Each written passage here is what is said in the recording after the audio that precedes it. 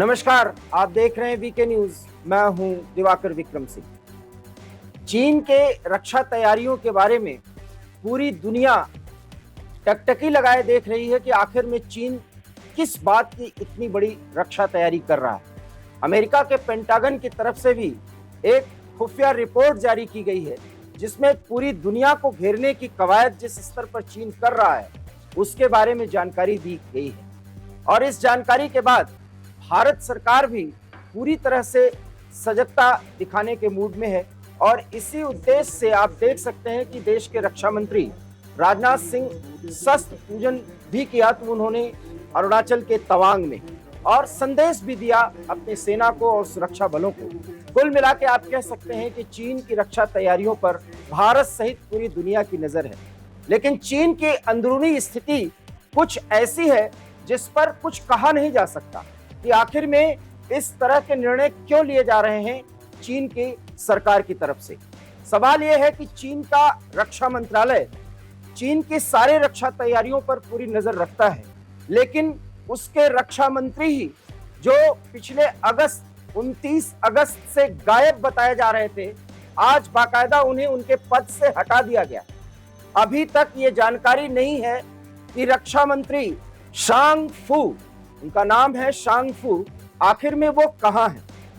पिछले 29 अगस्त को सार्वजनिक तौर पर वो चीन में दिखाई दिए थे, बीजिंग में, और इसके बाद उनका कोई अता पता नहीं है कि वो कहां है। ऐसे ही चीन के पूर्व विदेश मंत्री भी गायब हुए थे और आज तक उनका कोई अता पता नहीं है। बड़ा सवाल है कि शी जिनपिंग के समय में देश का विदेश मंत्री और रक्षा मंत्री गायब हो जाता है, उसके बारे में कोई जानकारी नहीं होती, क्योंकि चीन में मीडिया पूरी तरह से वहां की सरकार के द्वारा संचालित होता है। सरकार के मुखपत्र के रूप में ग्लोबल टाइम्स कुछ खबरें देता है और वो जो कि बीजिंग से बाकायदा सरकार के द्वारा निर्देशित किया जाता है। लेकिन खबर ये दो बिल्कुल पक्की है और वो ये है कि शी फुंग जो रक्षा मंत्री रहे हैं चीन के, वो 29 अगस्त से गायब थे और आज बाकायदा चीन के तरफ से ऐलान किया गया कि रक्षा मंत्री को उनके पद से हटा दिया गया, जबकि रक्षा मंत्री का कहीं अता पता नहीं है। हम आपको बता दें कि रक्षा मंत्री जो चीन के रहे हैं अभी तक, जिन्हें आज हटाया गया, शी फुंग को, उनको अमेरिका ने भी अपने देश में आने पर बैन लगाया हुआ है। इसके पीछे के कारण क्या है वो सार्वजनिक नहीं हो पाए हैं, इसलिए वो अगर चीन से बाहर गए हैं, किसी देश में शरण लेना चाहते हैं, अमूमन ऐसी स्थिति में अमेरिका में ज्यादातर लोग शरण लेते हैं, लेकिन वो अमेरिका में भी शरण नहीं ले सकते क्योंकि अमेरिका ने भी उन पर बैन लगाया हुआ है। बड़ा सवाल यह है कि शी जिनपिंग सरकार ने ही अपने देश के रक्षा मंत्री को इस तरह से गायब क्यों करवाया, वो गायब हैं तो कहां रखे गए हैं, और अगर उनका कोई अता पता नहीं है तो आज 29 अगस्त के बाद आज पहली बार बीजिंग की तरफ से ऐलान क्यों किया गया कि रक्षा मंत्री को उनके पद से हटा दिया गया है। क्या चल रहा है शी जिनपिंग की सरकार के कुछ मंत्रालयों में और उनके मंत्रियों से, किस तरीके की लड़ाई, उनके आपसी खींचतान है जिसके कारण शी जिनपिंग सरकार को इस तरह का निर्णय लेना पड़ा है। बड़ी बात यह है कि जब चीन एक साथ कई देशों के खिलाफ मोर्चा खोले हुए है और अमेरिका को वो दिखाना चाहता है कि इस समय पूरी दुनिया की सबसे बड़ी ताकत चीन है, उस चीन के रक्षा मंत्री का इस तरह से गायब होना और गायब होने के बाद उनको उनके पद से हटाने का ऐलान बीजिंग की तरफ से करना और इस पर भी कोई स्पष्टीकरण नहीं देना कि वो क्यों गायब हुए हैं, ये एक बड़ा सवाल है। आपको लगता है कि चीन में क्या कुछ चल रहा है?